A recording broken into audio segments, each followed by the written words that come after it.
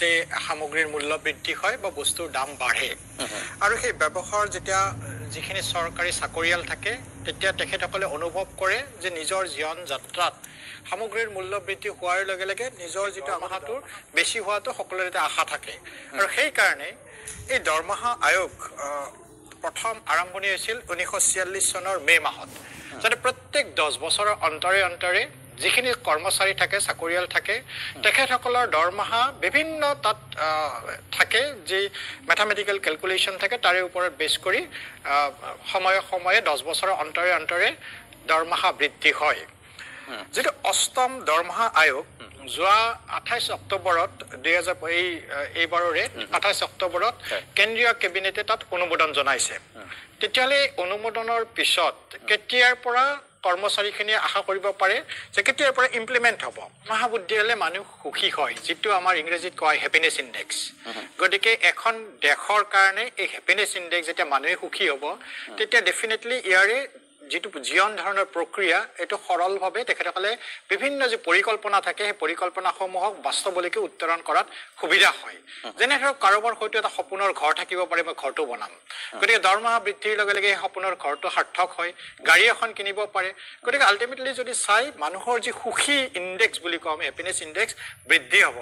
আৰু আশা কৰা হৈছে এই যে অষ্টম দৰমহা আয়োগৰ যে প্ৰতিবেদন ইতিমধ্যে গ্ৰহণ হৈছে হেতু 1 জানুৱাৰী আমাৰ 2000 যেটো 26 ৰ পৰা এপ্লিকেবল হোৱাৰ এটা আশা আছে সম্ভাৱনা আছে গতিকে যিখিনি কৰ্মচাৰী তেখেতসকলৰ কাৰণে এটো সুখবৰ আৰু ইয়াৰ জৰিয়তে যিখিনি দৰমহা হৈছে থুলমূল ভাৱে যদি আমি কওঁ নিয়াৰবত যি কৰ্মচাৰী এতিয়া যিখিনি দৰমহা পাই আছে তাতকৈ নিয়াৰবত 30 ৰ পৰা 35% দৰমহা তেখেতসকলে বেছিকৈ পাব বুলি আশা কৰিব পাৰি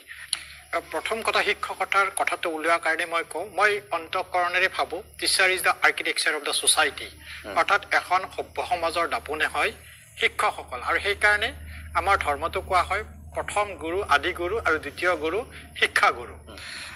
দ্বিতীয় এই শিক্ষাগুৰুসকলৰ এতিয়া আগত সিস্টেম আছিল কি বিয়াত নহলেও আপুনি শিক্ষকতা কৰিব পাৰে এতিয়া হৈছে কি আপুনি যদি শিক্ষকতা কৰিব লাগে তেতিয়া হলে বিয়াত আপুনি পাছ কৰা হ'বই লাগিব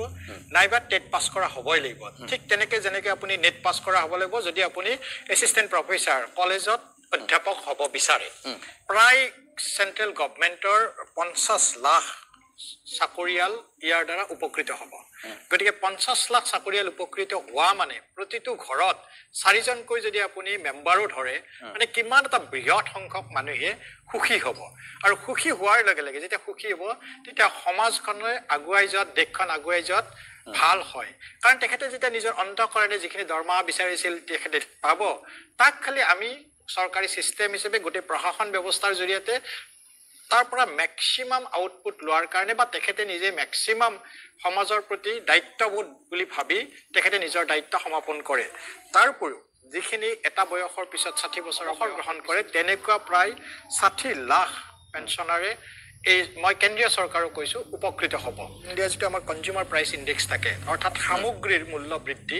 যেনেকৈ essential commodities non essential commodities সকলোৰ পৰা এটা নিৰ্দিষ্ট শতাংশ লৈ পেলাই এটা ম্যাথমেটিক্স হয় তাৰে ওপৰত বেছ কৰিয়ে হয় এনেকুৱা নহয় যে আপুনি বিচাৰিছে মানে যিকোনো পাৰ্চেন্টেজ ইয়াত বাঢ়িব যেনেকৈ মই কৈছিলো এবাৰ 30 to 35% এক্সপেক্ট কৰিব পাৰি যিজনে আগতে ধৰি লওক কোনোবাই 18000 টকা দৰমহা পাইছিল এতিয়া এই নতুন পে কমিশনৰ ফলত তেখেতে হয়তো 32900 মান তেখেতে দৰমহা পাব গতিকে এইটো এটা সম্পূৰ্ণৰূপে এক গাণিতিক বিষয়ৰ নিচিনা ম্যাথমেটিক্স হয় বিভিন্ন ওয়েটেজ এভাৰেজ লোৱা হয় যেনেকৈ সামগ্ৰীৰ মূল্য বজাৰত কি আছে তেনেকুৱা বিভিন্ন সেক্টৰৰ ওপৰত ডিপেন্ড কৰি নিৰ্ধাৰণ কৰে কিন্তু এটা যেটা আমি কেন্দ্ৰীয় চৰকাৰৰ দৰমহা আয়োগৰ কথা কওঁতে বিভিন্ন ৰাজ্যত ৰাজ্যিক কৰ্মচাৰী সমূহ থাকে অসমৰ প্ৰেক্ষাপটত সুখবৰ এইটোৱে যে অসম চৰকাৰেও ইতিমধ্যে 8 পে কমিশন যি সেন্ট্ৰেল গভৰ্নমেন্টে ডিক্লেয়াৰ কৰিছে সেই পে কমিশনৰ আধাৰতে সম্পূৰ্ণভাৱে ৰাজ্যিক কৰ্মচাৰীক দৰমহা প্ৰদান কৰিব ব্যৱস্থা কৰিব গতিকে একেই অৰ্থাৎ এজন কেন্দ্ৰীয় কৰ্মচাৰী যিমান দৰমহা পাব এজন ৰাজ্যিক কৰ্মচাৰীও পাব যেটো আগতে এটা ফাষ্ট ডিফাৰেন্স আছিল আৰু সেই কাৰণে আপুনি চাব মানুহৰ মাজত এটা হিন্নমান্যতাৰ পাৰ্থক্য আহিছিল যে মই কেন্দ্ৰীয় চৰকাৰৰ অধীনত কাম কৰো মই ৰাজ্যিক চৰকাৰৰ অধীনত কাম কৰো কিন্তু এতিয়া আৰু হেতু হসাকে আদৰণীয় পদক্ষেপ মই ভাবো সকলো ৰাজ্যই এটো গ্ৰহণ কৰিব লাগে যাতে এখন ৰাজ্যৰ একেটা পৰিয়ালৰ কোনোবাই ৰাজ্য চৰকাৰৰ অধীনত কাম কৰে বা কেন্দ্ৰীয় চৰকাৰৰ অধীনত কাম কৰিলে কোনো যাতে হীনমান্যতাত ভুগিব নালাগে। আপোনালোকে নিশ্চয় বিশিষ্ট অৰ্থনীতিবিদ মহন্ত ছাৰৰ বক্তব্য শুনিলে। গতিকে এটা সুখবৰ যে অসম চৰকাৰেও কেন্দ্ৰীয় চৰকাৰৰ অনুমোদনৰ পিছতেই অসমতো অষ্টম দৰমহা আয়োগৰ ঘোষণা কৰিছে। আৰু ইয়াৰ লগত আৰু কিছু কথা আমি সংযোজন কৰিব বিচাৰিছোঁ। যি মেথমেটিকেল কেলকুলেশ্যনৰ কথা কোৱা হৈছে তাত এক গুৰুত্বপূৰ্ণ ভূমিকা পালন কৰে ফিটমেণ্ট ফেক্টৰ। গতিকে ফিটমেণ্ট ফেক্টৰ কিমান হ'ব? NCGCM ফালৰ পৰা 2.86 ফিটমেণ্ট ফেক্টৰৰ দাবী আৰম্ভণিৰ পৰা জনাই আহিছে আৰু এতিয়াও তেওঁলোকে 2.86 ফিটমেণ্ট ফেক্টৰ দাবী কৰিছে। গতিকে সপ্তম দৰমহা আয়োগত এই ফিটমেণ্ট ফেক্টৰ আছিলে 2.57। সেই হিচাপত আপোনালোকে ন্যূনতম দৰমহা আৰু পেঞ্চন গম পায় যে ন্যূনতম দৰমহা বেছিক দৰমহা 18,000 আছিলে। আৰু ঠিক একেদৰে অষ্টম দৰমহা আয়োগত যদি 2.86 ফিটমেণ্ট ফেক্টৰ হয় তেতিয়াহ'লে 51,480 টকা হ'বগৈ ন্যূনতম দৰমহা। কিন্তু বিশেষজ্ঞসকলে প্ৰাক্তন অৰ্থনীতিবিদ তেওঁলোকৰ মন্তব্য অনুসৰি ফিটমেণ্ট ফেক্টৰ 1.96 পৰা 2.08ৰ ভিতৰত হ'ব পাৰে। আমি 2.86 হিচাপতে আপোনালোকক সপ্তম দৰমহা আয়োগ আৰু অষ্টম দৰমহা আয়োগৰ চেলাৰী কম্পেৰিজন এটা দেখাইছোঁ স্ক্ৰীণত, আপোনালোকে নিশ্চয় দেখিছে। সপ্তম দৰমহা আয়োগত যিটো টোটেল ওলাইছিল 49,500 টকা আৰু সেইটো বৰ্তমানত হ'বগৈ 82,228 টকা যদি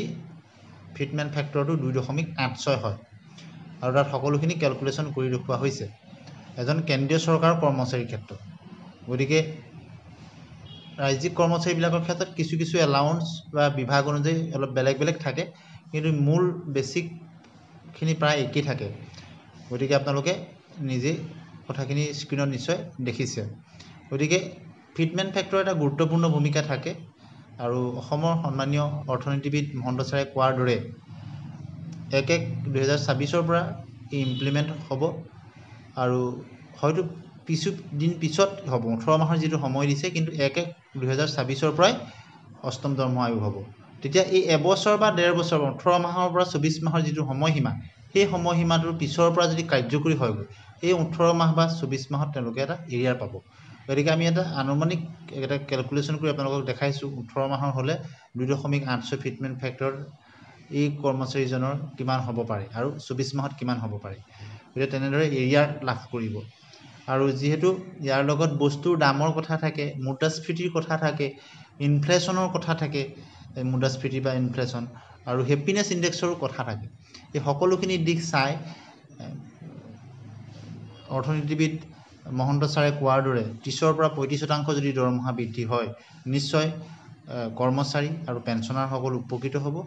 আৰু তেওঁলোক প্ৰত্যক্ষভাৱে হ'ব আৰু তাৰ লগতে পেঞ্চনাৰ কৰ্মচাৰীৰ লগত পৰোক্ষভাৱে বহুখিনি জড়িত হৈ থাকে, সকলোতে প্ৰভাৱ বিস্তাৰ কৰিব। ধন্যবাদ।